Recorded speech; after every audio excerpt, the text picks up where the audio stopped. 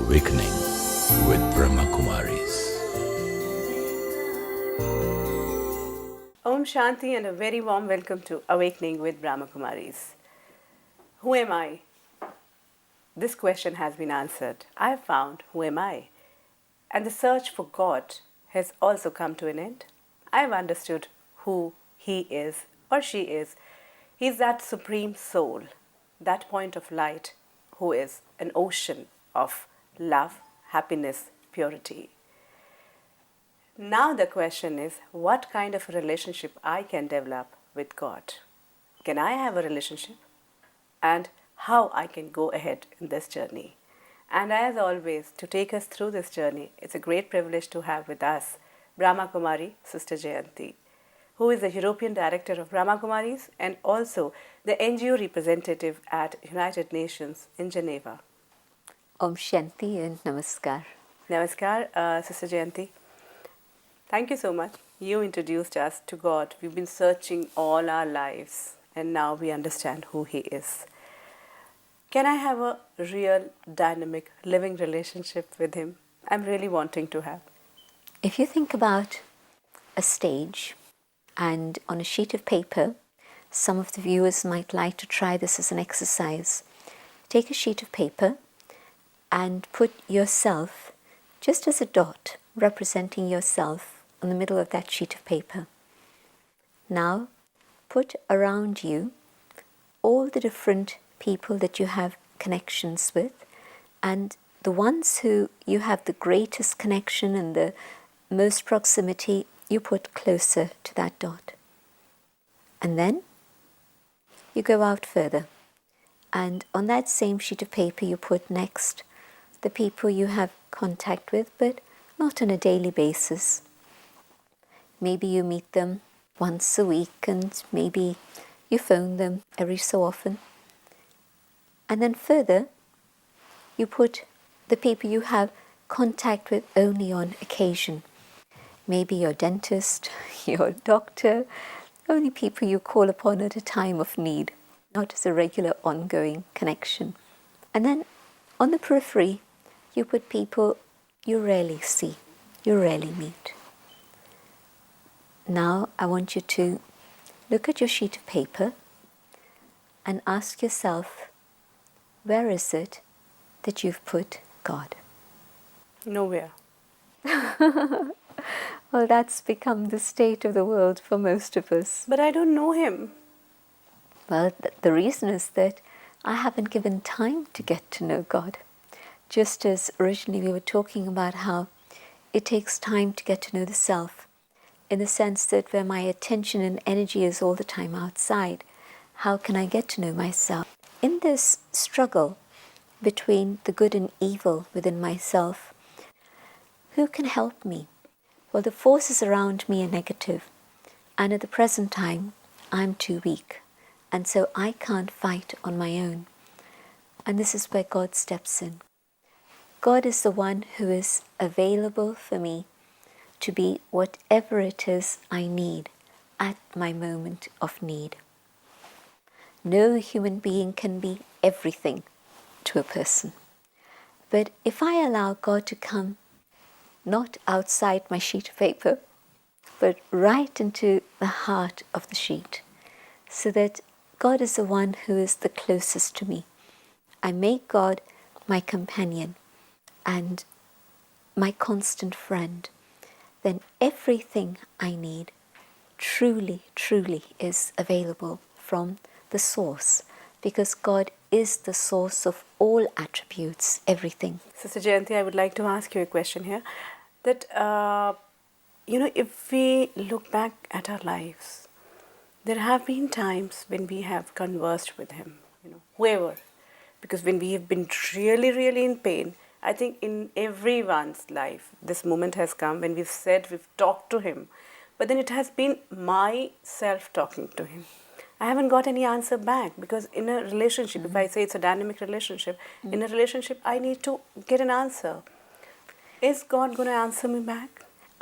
If you think about a telephone conversation, and if I'm talking all the time on the telephone, I'm not giving the other person a chance to speak to me. And so I can't listen to anything that they have to say. You know, sometimes when two friends are on the phone, both have a lot to share. And so they keep interrupting each other. Just listen to me, just listen to me.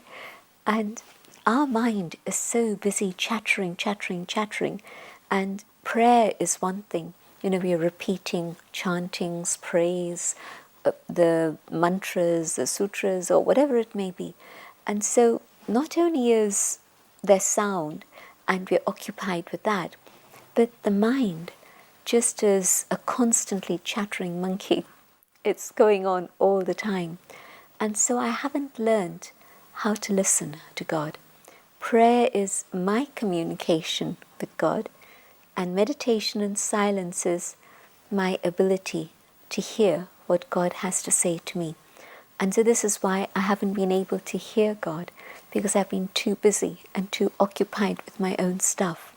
So during meditation, I can actually hear him in the real sense? How will the answer come? What is it to hear something? Is it through my physical organs of the ears? No, I can understand also. Exactly. So the hearing isn't actually what the physical organ is doing. If you tell somebody, you're not hearing me, you're listening to me, but you're not hearing what I'm saying.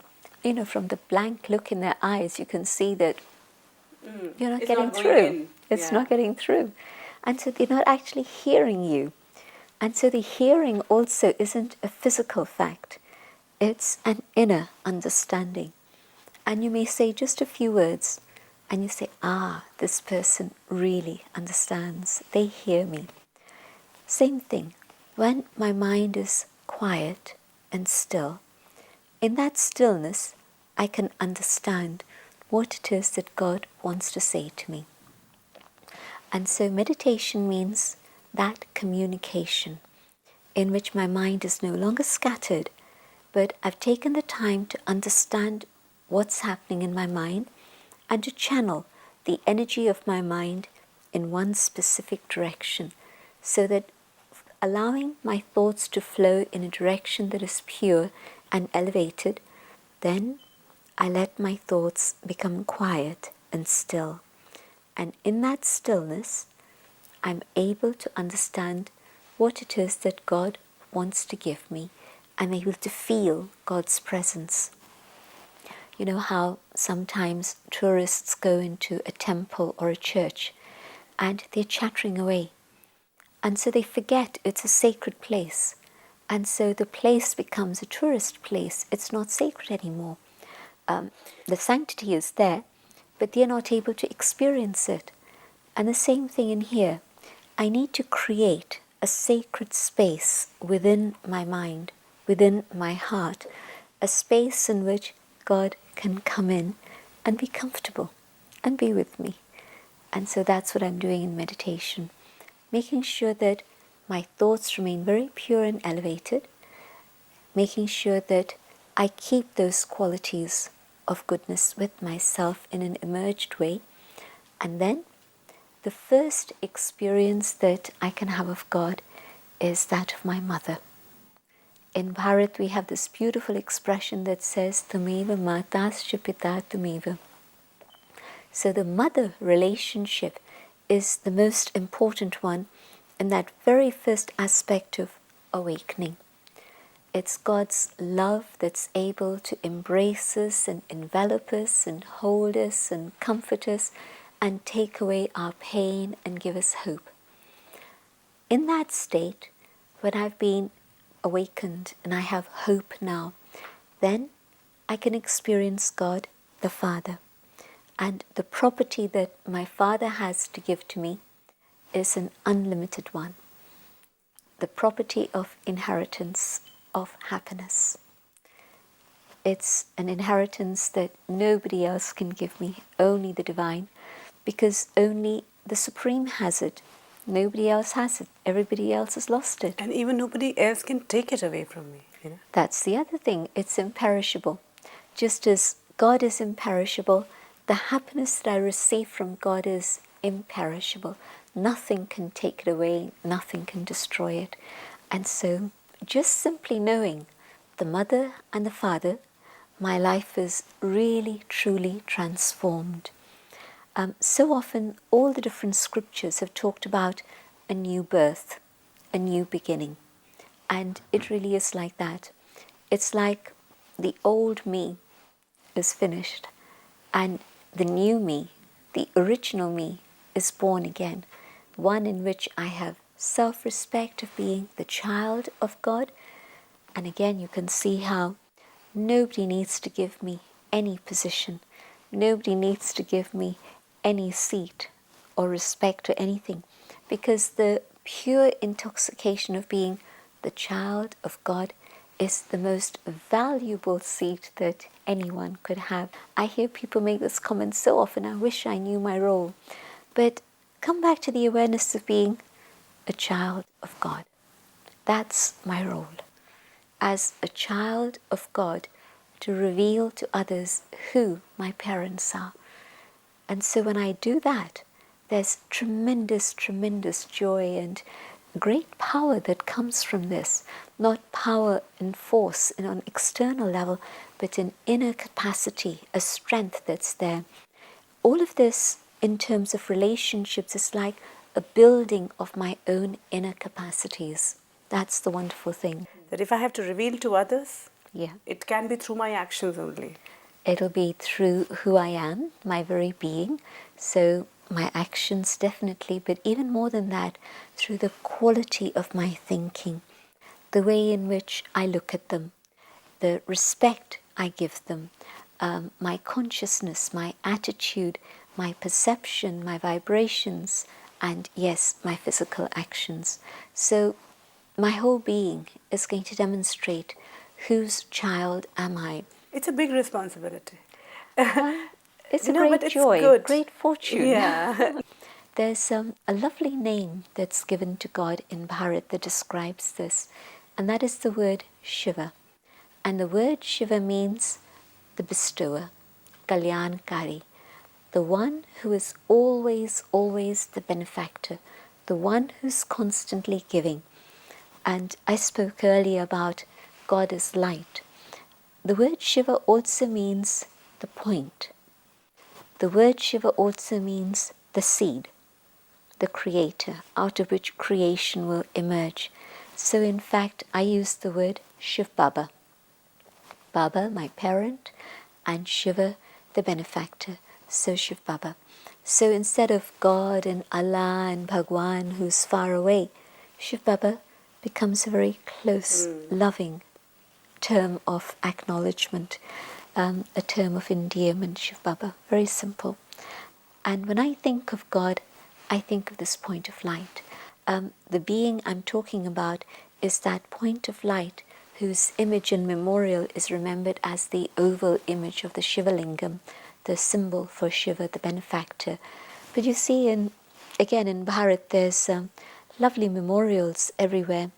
And for example, wherever you see a temple that has the name Ishwar connected with it, Gopeshwar, Rameshwar, all the Ishwars that there are, you'll always see the Shivalingam there. And I particularly mention Gopeshwar and Rameshwar because Gop Kabi Ishwar.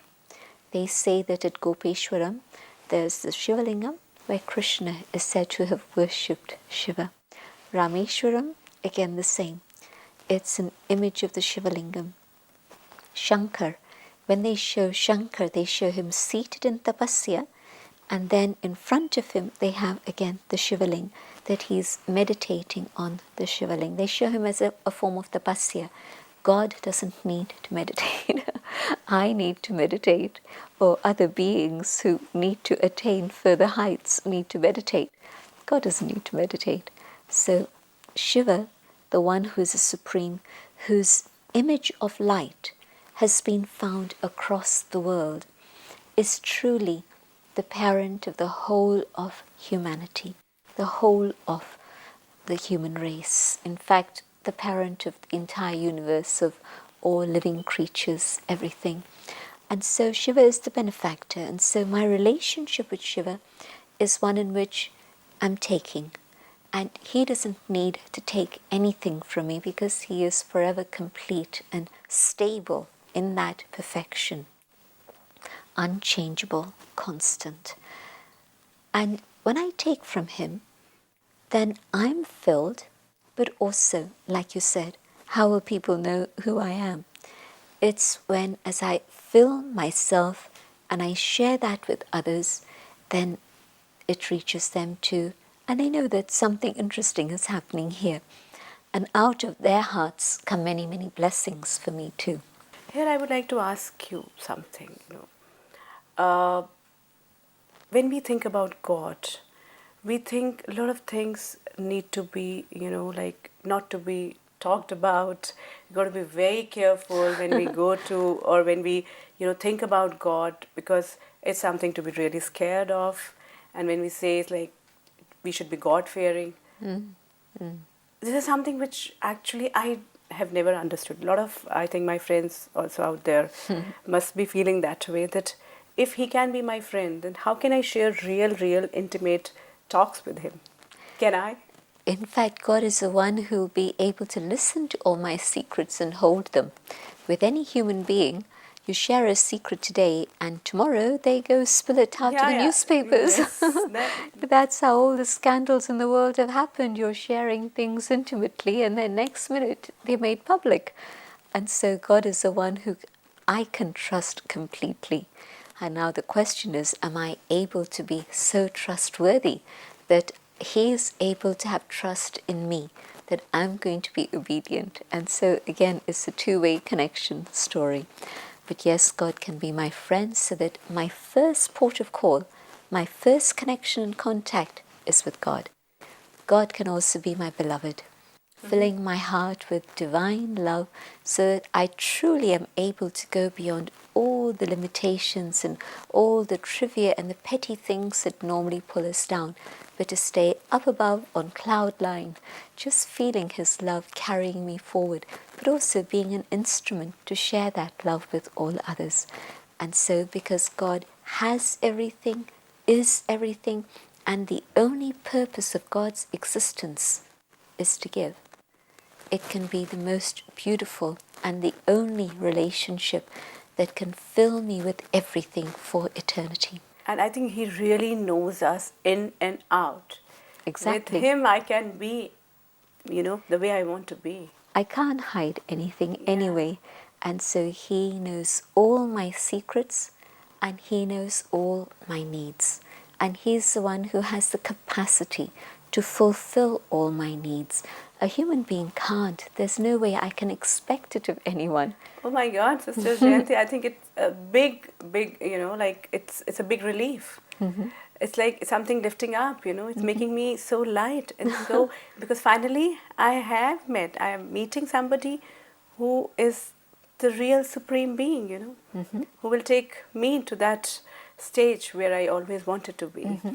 But before we get into the meditation part, another thing which is very, a lot of people are asking these questions is like, how to really meditate. When we are here, all these things look really good and look possible, The logic says that yes, it can be possible, it is. But the moment we step out...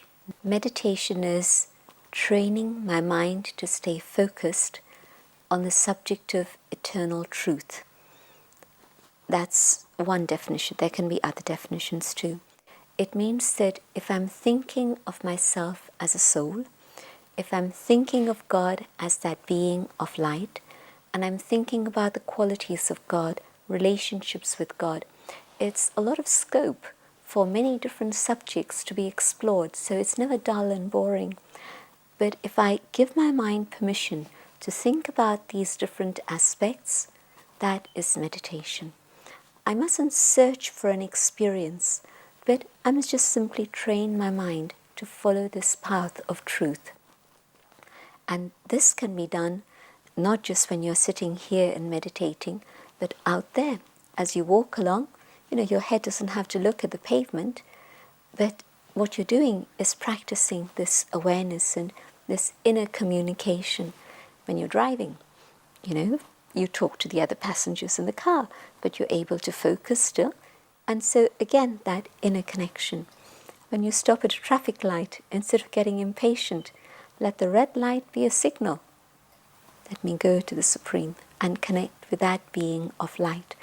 And so take opportunities through the day to create the right consciousness. Then it's like the link doesn't get broken. Then at the end of the day, you don't have to struggle and say, how can I be soul conscious? But you've maintained that awareness and your own battery is being topped up through the day so that it's not flat by the end of the day. And of course, beginning the day with meditation is perfect. It prepares the mind, it prepares the consciousness, and your life is filled with that joy and the awareness of being a child of God. Then that will carry on through the whole day. But keep topping it up every hour, on the hour, just for a minute. Just a minute, the way we talked about. But another question is, should I be regular? You know, how the regularity will help. And another thing is that should I fix a time? You know, because somewhere even if I meditate for 10 days, you know, sometimes the 11th day it doesn't happen. You know, the image doesn't come, or something you're not able to concentrate. It happened with me. So I'm just asking you that. Is there some regime I should follow so that it becomes easier? Human beings are creatures of habit.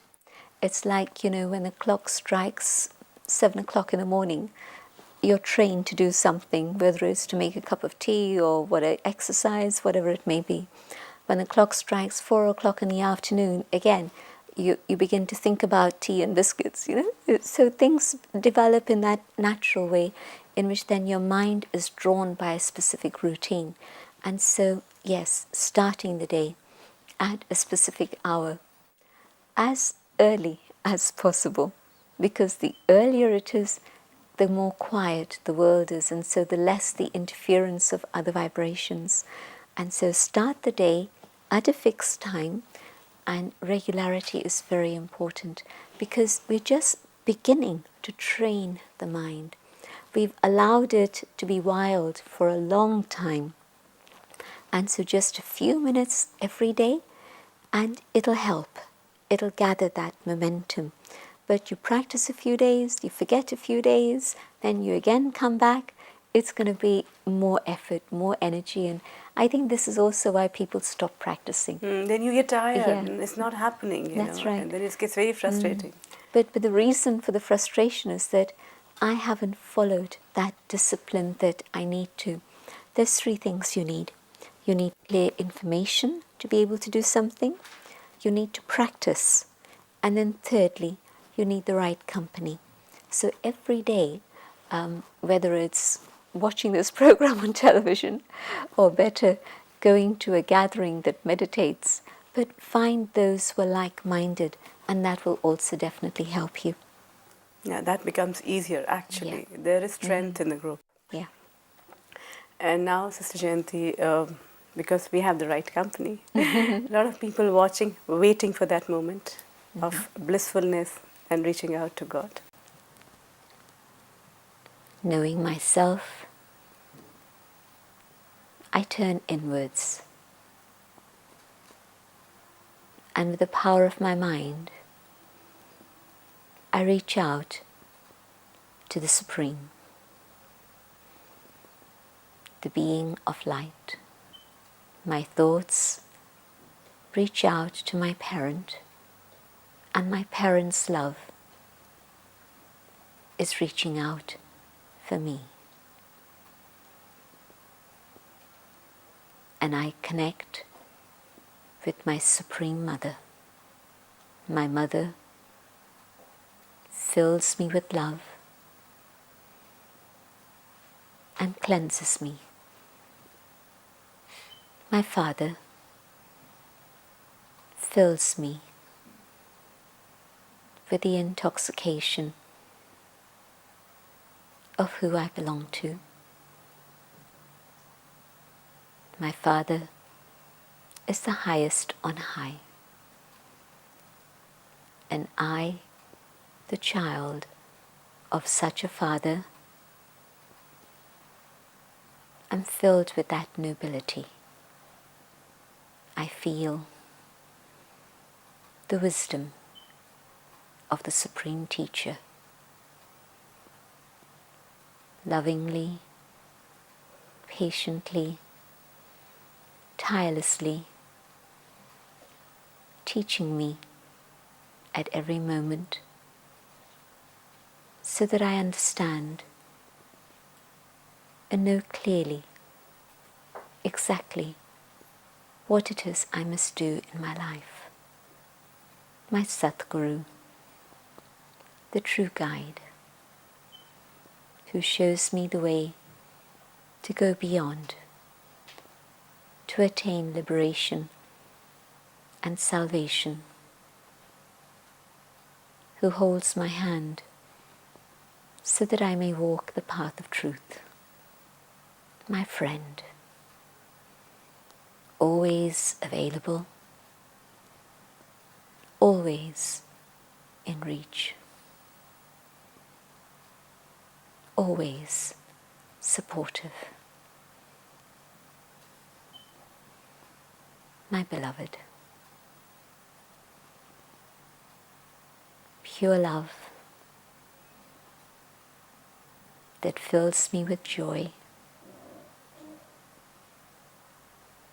a love that carries me to the height of my own divinity, a love that uplifts me. And in this divine connection, the light of truth and the light of love reach out into the universe, and the world changes from dark into light.